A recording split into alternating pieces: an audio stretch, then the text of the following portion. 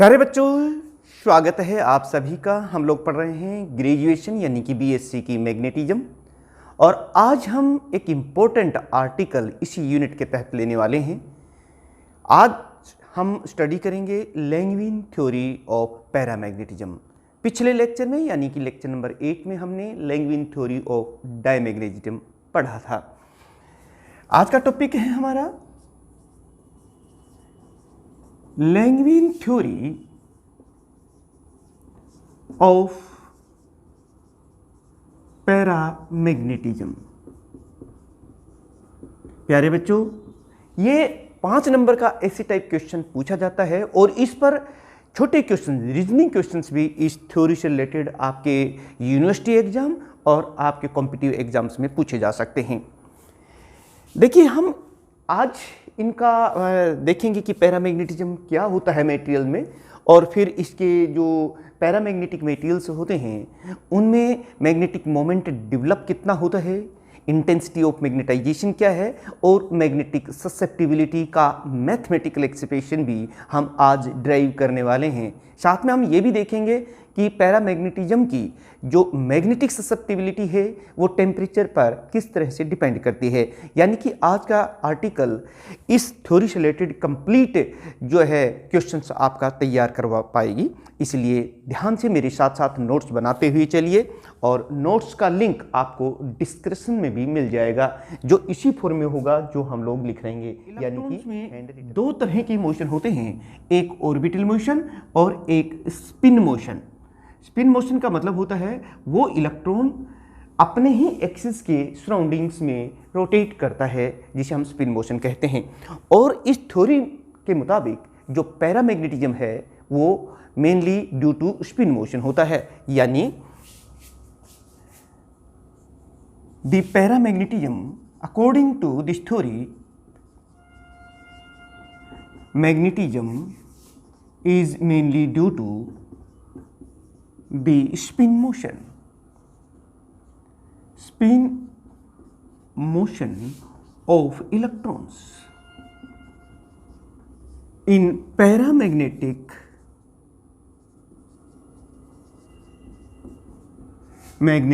materials।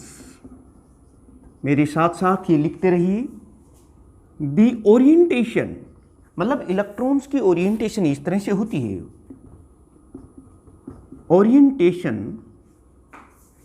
Of electrons are such that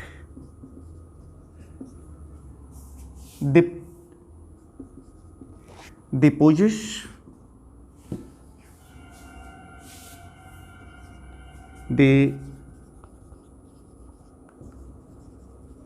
small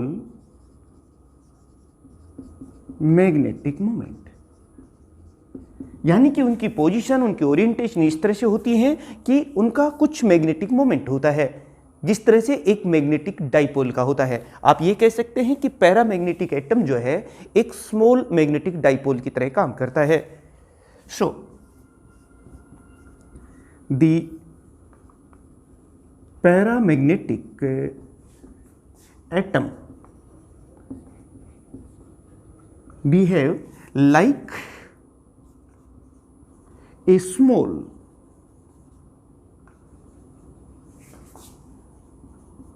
magnetic dipole। यानी कि प्रत्येक जो एटम है पैरामैग्नेटिक मटेरियल में एक स्मॉल डाइपोल, एक स्मॉल टिनी मैग्नेट की तरह काम करता है। कि जब एक्सटर्नल मैग्नेटिक फील्ड नहीं लगाया जाता है तो ये जो छोटे छोटे मैग्नेटिक डाइपोल हैं ये रैंडमली ओरिएंटेड होते हैं।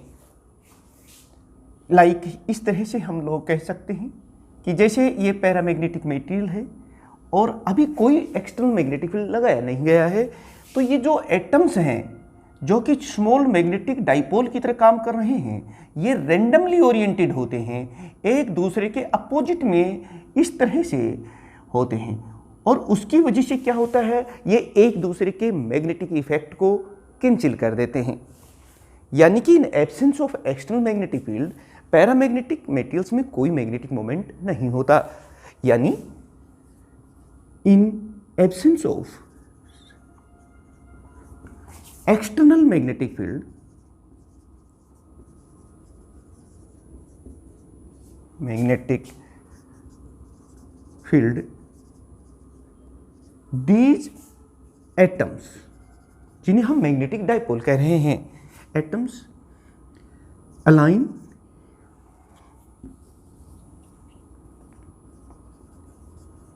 randomly adjusted and cancel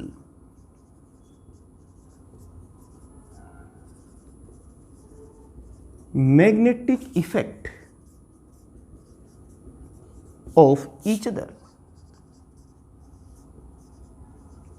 इसको आप ये कह सकते हैं कि जब आप प्रेयर में खड़े होते हैं और प्रेयर से जस्ट पहले इधर उधर आप होते हैं तो नेट जो वहाँ डिसिप्लिन है वो जीरो होता है, क्योंकि कोई इधर है कोई इधर है, इधर उधर घूमे रहते हैं, क्योंकि वहाँ पर कोई था ही नहीं। ठीक ऐसा ही हाल इन स्मॉल मैग्नेट्स का होता है। ये रेंडमली ओरिएंटेड होते हैं और नेट मैग्नेटिक जो मोमेंट होता है, मैग्नेटिक इफेक्ट होता है, ये उसको कैंसिल कर देते हैं।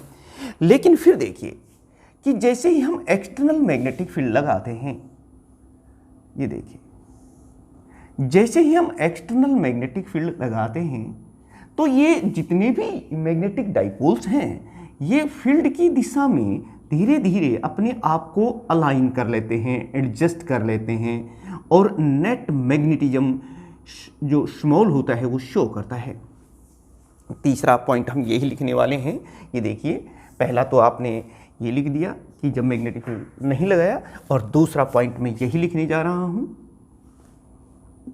ये देखिए, when external magnetic field is applied, जैसा कि आप देख रहे हैं, when external magnetic field is applied,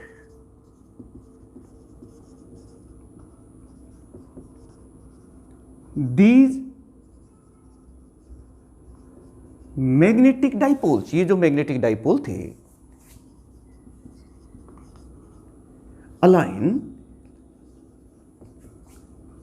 themselves in the direction of external magnetic field।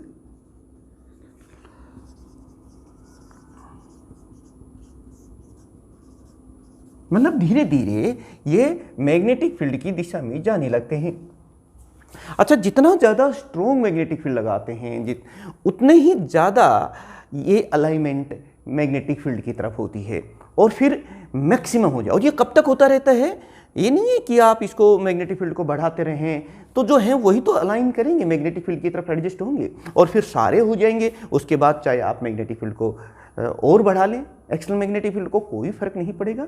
यानी कि एक स्टेज के बाद ये जो अलाइनमेंट है ये इस तरह से हो जाती है कि मैक्सिमम मैग्नेटिक मोमेंट इस मटेरियल में डेवलप हो चुका होता है।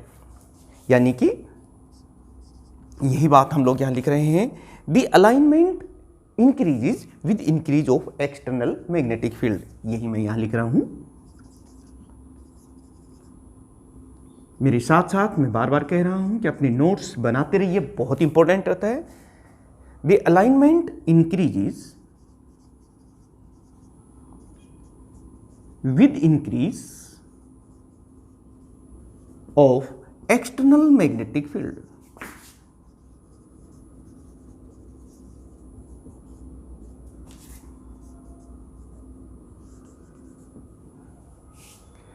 टिल कब तक होता ये भी देख लीजिए, मैंने पहले ही बताया। Till the magnetic moment becomes maximum. तो प्यारे बच्चों, आपने देखा सेकंड पॉइंट भी, जैसे ही हम मैग्नेटिक फील्ड लगाते हैं तो ये जो स्मॉल मैग्नेट डाइपोल्स हैं, जो एटम हैं, ये धीरे धीरे मैग्नेटिक फील्ड की तरफ एडजस्ट होने लगते हैं और फिर मैक्सिमम मैग्नेटिक मोमेंट हो जाता है। उसके बाद सैचुरेशन हो जाती है। फिर उसके बाद चाहे आप मैग्नेटिक फील्ड को बढ़ाएं, कोई फर्क नहीं पड़ेगा। अच्छा, एक और पॉइंट इसमें आप लोग लिख सकते हैं कि ये नहीं है कि ये अलाइनमेंट एक बार हो गई तो ये परमानेंट है, ऐसा नहीं है। जैसे ही हम एक्सटर्नल मैग्नेटिक फील्ड को हटाते हैं, रिमूव करते हैं, तो ये अलाइनमेंट फिर से डिस्टर्ब हो जाती है, फिर से ये रेंडमली ओरिएंटेड हो जाते हैं और नेट मैग्नेटिक मोमेंट फिर जीरो हो जाता है। जैसे प्रेयर से पहले आपको इधर उधर थे, यानी कि इस तरह से थे, नेट डिसिप्लिन जीरो था। जैसे ही कोई आता है और कहता है कि लाइन बना लीजिए, आप सभी लाइन में खड़े हो जाते हैं और फिर वो लोग चले जाते हैं, तो आप फिर से लाइन में नहीं रहेंगे बल्कि वापस फिर से रेंडमली ओरिएंटेड हो जाते हैं और फिर से एक दूसरे को कैंसिल कर सकते हैं। यानी कि मैं ये कहने जा रहा हूँ कि जो पैरामैग्नेटिज्म है ये टेम्परेरी इफेक्ट है। ये मटेरियल्स में तब तक प्रेजेंट रहता है तब तक एक्सटर्नल मैग्नेटिक फील्ड प्रेजेंट रहता है। तो प्यारे बच्चों, ये तो मैंने एक कॉन्सेप्ट बताया पैरामैग्नेटिज्म का। चलिए अब हम इसकी जो मैथमेटिकल्स हैं, डेरिवेशंस हैं मैग्नेटिक मोमेंट की, इंटेंसिटी ऑफ मैग्नेटाइजेशन और मैग्नेटिक ससेप्टिबिलिटी की, उसको हम धीरे धीरे स्टेप बाय स्टेप करते हैं, क्योंकि एग्जाम्स में बहुत डिटेल में आपसे पूछा जाएगा 5 नंबर में कि explain the Langevin theory of magnetic field की। और किसी समय ये देखिए, ये हमारा कोई मैग्नेटिक डाइपोल है, उसका डाइपोल मोमेंट है, ये देखिए, आप इसको साथ साथ लिखते भी जाइए कि late B is the external magnetic field applied। मेरे साथ साथ आप लिखते रहिए। और ये जो देख रहे हो PM, ये एक एटम का जो पैरामैग्नेटिक गैस है जो हमने ली है, उसका मैग्नेटिक डाइपोल मोमेंट है। यानी कि हम यही बात यहां लिख रहे हैं, PM is the magnetic dipole moment of an atom, एक एटम का, इन पैरामैग्नेटिक गैस। जो भी मेटेरियल गैस की फॉर्म में दिया है तो वो देखिए आप बनाते ही, क्योंकि इसमें काफ़ी मैथमेटिकल स्टेप्स हैं जिनको हम लेंगे। अच्छा, एक और बात हम मान लेते हैं कि ये जो हमारा मैग्नेटिक डाइपोल मोमेंट है, ये एक्सटर्नल मैग्नेटिक फील्ड के साथ थीटा एंगल बना रहा है। यानी कि साथ साथ लिखते भी जाइए, theta is the angle made by magnetic dipole moment PM with the direction of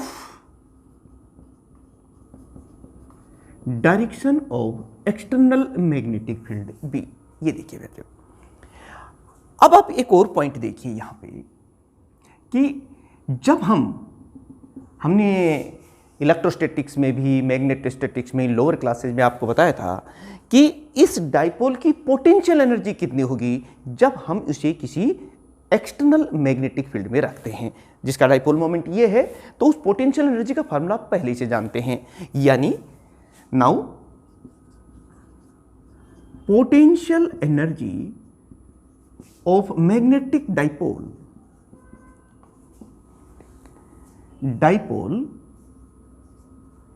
in external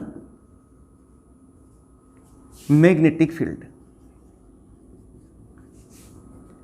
प्यारे बच्चों, आप बता सकते हैं ये कितनी है? इसको मैं E से लिखता हूं और ये देखिए, it is equal to -PM.B। ये डॉट प्रोडक्ट है यहां पे, इसको थोड़ा सा हम एक्सप्लेन कर देते हैं। यानी कि -PM.B कोस थीटा। ये देखिए, इसको याद रखना आपको, मैं यहाँ लिख भी देता हूँ। ये इसका अगर हम इसका ये डायरेक्शन हो जाएगी -PM कोस थीटा। ये differentiating this equation we write here that it is equal to PM.B। और कोस थीटा का डिफरेंशिएशन आप जानते हैं साइन थीटा, और थीटा का थीटा, और क्योंकि minus cos theta minus sine theta होता है तो हम यहाँ प्लस कर लेते हैं। अब देखिए, हम बोल्ट्जमैन डिस्ट्रीब्यूशन लॉ यूज करेंगे। Now using Boltzmann E plus DE। देखिए, जिन मॉलिक्यूल्स की, जिन एटम्स की एनर्जी E और E प्लस दी है वो हम बोल्ट्जमैन से लेते हैं, जो हमने स्टैटिस्टिकल फिजिक्स में पढ़ी है। और ये कितनी हो जाएगी?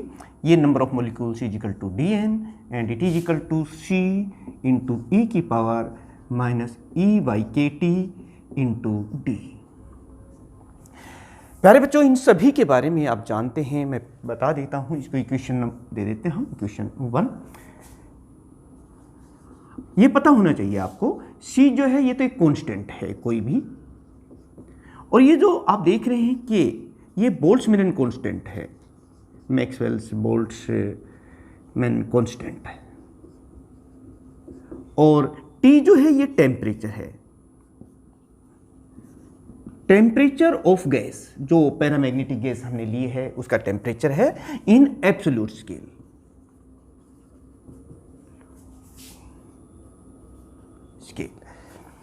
ये सारी चीजें, तो प्यारे बच्चों आप देखिए हमारे पास E की वैल्यू भी है और DE की वैल्यू है।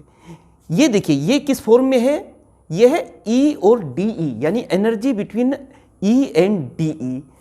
अब ये देखिए, ये जो एक एटम है जो मैग्नेटिक फील्ड के साथ कितने डिग्री का एंगल बनाया हुआ, थीटा, तो वो कितने एटम्स हैं जिनकी ओरिएंटेशन थीटा और डी प्लस थीटा की फॉर्म में है, तो फिर ये वैल्यूज यहां रख देंगे और हमारे पास वो चीज आ जाएगी, यानी कि नंबर ऑफ मॉलिक्यूल्स या number of atoms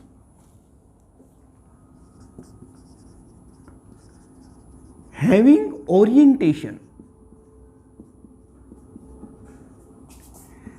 between theta and theta plus D theta is given by.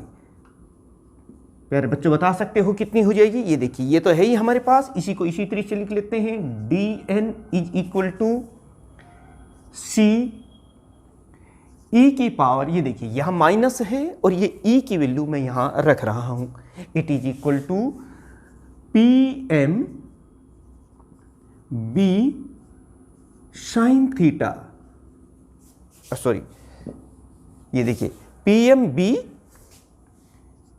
Cos theta, और क्योंकि ये माइनस साइन था और माइनस साइन यहां है तो ये कर दिया हमने यहां पर प्लस।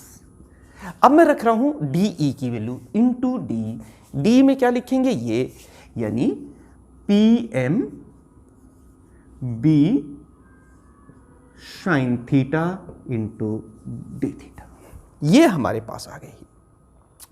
हमने E की वैल्यू रख दी थी minus p M b cos theta, और क्योंकि यह नेगेटिव साइन था तो हमने प्लस कर दिया, E की वैल्यू नीचे के टी है E, और साथ में डी की वैल्यू ये है p M b sine theta d theta. To find out the number of atoms having orientation between 0 to pi we have to integrate, क्योंकि हम यहाँ यही लिखेंगे as theta varies between 0 to pi. So to find out the total number of atoms having orientation between 0 to pi, we integrate this equation, यानी on integrating we write, ये देखिए ये हो जाएगा n, क्योंकि हम इसे इंटीग्रेट कर देंगे तो ये n हो जाएगा, और यहाँ पर c हम बाहर ले लेते हैं 0 to pi, और यहाँ पर e की पावर ये देखिए p M B by K T cos theta यहाँ है ही इंटू पी एम बी, जो कुछ हम लिख रहे हैं मेरे साथ साथ आप लिखते रहिए, sign theta into D theta. ये देखिए कैसे लिख सकते हैं कि P M B by K T, इसको हमने अल्फा लिख लिया है सिंप्लिसिटी के लिए, ताकि हम इसको प्रॉपरली इंटीग्रेट कर सके। तो फिर देखिए आपके पास क्या जाएगी, n इज इक्वल टू सी, और ये जो कॉन्स्टेंट्स हैं इसे भी हम बाहर ले लेते हैं, जैसे पी एम बी, इसको भी बाहर ले लेते हैं, और ये देखिए 0 to पाई e की पावर अल्फा, क्योंकि हमने P M B by K T के स्थान पर ये देखिए ये रख लिया है। आप इसको ध्यान में रखना, इसको हम बाद में हमें इसकी जरूरत पड़ सकती है। अल्फा हो गया है इंटू कोस थीटा इंटू, ये हमने इंटीग्रेशन साइन के बाहर ले लिया है, और साथ में हमारे पास है sign theta into D theta. इस तरीके से हमने इसको लिख लिया है। प्यारे बच्चों अब ये देखिए यहाँ हम एक स्टैंडर्ड इंटीग्रल यूज करेंगे। ये जो देख रहे हो ना 0 to पाई ई की power alpha cos theta sine theta d theta, ये होता है, ये देखिए n is equal to C PMB, और ये जो होता है sine H alpha by alpha, ये इस पूरे इंटीग्रेशन को जो हम लोग सोल्व करते हैं तब ये आता है। इसे हम स्टैंडर्ड इंटीग्रल की फॉर्म में डायरेक्ट यहाँ यूज़ कर रहे हैं। आपको यहाँ टाइम वेस्ट करने की जरूरत नहीं है क्योंकि पहले ही आर्टिकल काफ़ी लेंथी हो जाएगा। तो यहाँ से अब हम जो है C की वैल्यू निकाल लेते हैं और फिर ये C की वैल्यू हम इस इक्वेशन में निकाल करके और उन नंबर ऑफ मॉलिक्यूल्स जिनकी जो ओरिएंटेशन है theta and theta plus D theta वो निकाल लेंगे। इस इक्वेशन को हमने जो भी नाम दिया हुआ है 1 2 3 4 जो भी है आप देख लेना। अब देखिए, now find the value of C from here, यानी कि this equation gives us that C is equal to, C को हम एक साइड में रखते हैं, बाकी सब देखिए n अल्फा, क्योंकि n यहाँ पहले से ही है, अल्फा को हमने लेफ्ट साइड में लिया है और ये बाकी सब नीचे आ जाएगा। ये देखिए 2 भी है, ये 2 पहले से है, PM B ये सब और साइन H अल्फा। तो ये C की वैल्यू आ गई प्यारे बच्चों। Now put this value of C in this equation which gives the number of molecules or you can say number of atoms having orientation between theta and theta plus d theta। C के स्थान पर हम ये लिख रहे हैं n alpha divided by 2PM B sine hyperbolic alpha sine hyper H, ये हमने C के स्थान पर लिख दिया है इंटू E की पावर अल्फा, ये देखिए PM by B by KT के स्थान पर हमने अल्फा सपोज करके चले थे, इंटू कोस थीटा, ये देखिए E की पावर अल्फा कोस थीटा, और ये जो है यहाँ पर इंटू PM B, ये यहाँ पर पहले से ही है, इंटू साइन थीटा और डी थीटा। ये देखिए ये सब लिखे, जो कटता है काट दीजिए। देखिए ये यहाँ पर कैंसिल हो गया है, PMB से PMB कैंसिल हो गया है, जो बचता है वो लिख लीजिए DN is equal to n alpha divided by 2 sine H alpha E की power alpha cos theta into sine theta d theta और 5 दे देते हैं। अब देखिए हम एक बात जानते हैं, शुरुआत करते हैं, magnetic moment of an atom, एक एटम का मैग्नेटिक मोमेंट फील्ड की डायरेक्शन में कितना है आपके सामने है, वो है PM कोस थीटा, एक एटम का इतना है। तो फिर DN एटम्स का कितना होगा, यानी magnetic moment associated with DN atom, वही बात मैं लिख रहा हूं, मैग्नेटिक मोमेंट एसोसिएटेड विद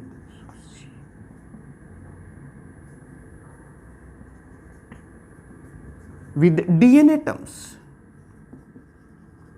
और ये DN क्या है, नंबर ऑफ एटम्स पर यूनिट वॉल्यूम। तो ये बात भी आप कर सकते हैं, कितना हो जाएगा, ये हो जाएगा हमारे पास एक एटम का तो हमें पता ही है PM cos theta into DN, एक एटम।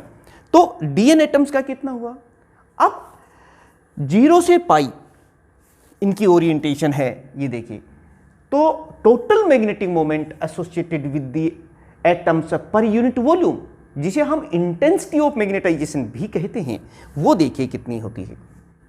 मैग्नेटिक मोमेंट एसोसिएटेड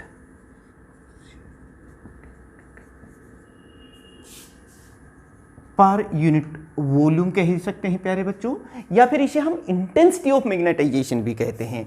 और I यानी इंटेंसिटी ऑफ मैग्नेटाइजेशन वो कितनी होगी, वो इतनी हो जाएगी 0 to pi PM cos theta into DN, ये हो गई। अब हम ये DN की वैल्यू पहले ही निकाल चुके हैं, number of molecule atoms, number of atoms having orientation between theta and theta plus d theta. तो put this value of DN from this equation we write, ये देखिए जो चीज़ कॉन्स्टेंट्स हैं ये सारी चीज़ें हम लिख रहे हैं। PM ये कॉन्स्टेंट हम बाहर ले रहे हैं साइन के, और ये देखिए जो कुछ बचता है वो हम लिख रहे हैं 0 to पाई कोस थीटा यहाँ है ही इनटू ये भी लिख लीजिए n alpha divide by 2 sine h alpha into E की पावर अल्फा कोस थीटा और sine theta into D theta. ऐसे आप इसको लिख सकते हैं। जो भी ये कॉन्स्टेंट्स है, देखिए n, इस n को भी हम बाहर ले लेते हैं। कोस माइनस अल्फा बाई 2। प्यारे बच्चे, आपको इसको इस तरीके से याद रखना, यानी कि इस इंटीग्रल को हमने कर लिया है, ये आ गया है। और एक यहाँ पर मैं एक और पॉइंट भी यहाँ लिख रहा हूँ, वेयर एन पी एम, ये है ना, इसके स्थान पर हम ले रहे हैं I nought is the maximum और saturation magnetic moment per unit volume और मैक्सिमम इंटेंसिटी ऑफ मैग्नेटाइजेशन, यानी कि I की वैल्यू हमारे पास हो जाएगी I note into cos H alpha minus alpha by 2। इसको भी एक इक्वेशन दे दीजिए, इक्वेशन नंबर 6।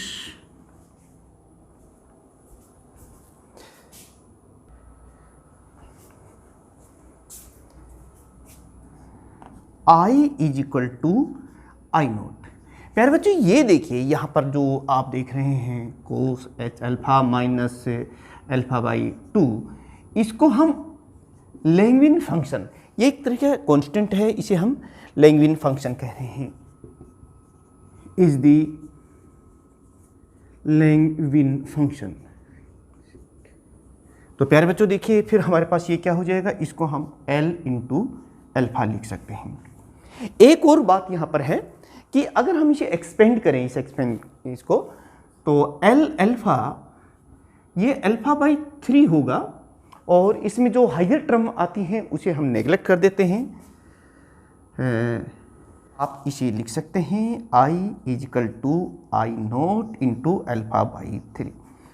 और प्यारे बच्चों, हम लोग जानते हैं कि अल्फा की जो वैल्यू है वो बहुत ही, जैसे 1 से कम है, और अल्फा की वैल्यू जब हाई, ये देखिए, put this value of alpha here, तो हम लिखेंगे I is equal to I note into P M B by K T, ये देखिए, और 3 यहाँ है, यानी एक इक्वेशन हमारे पास आ गई है।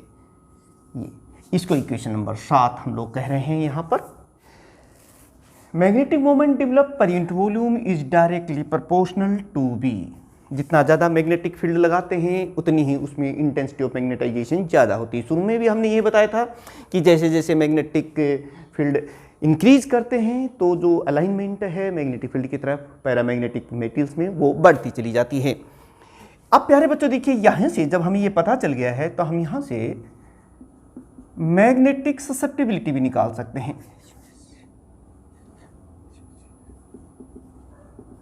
और आप जानते हैं मैग्नेटिक ससेप्टिबिलिटी क्या होती है। Magnetic susceptibility is defined as the intensity of magnetisation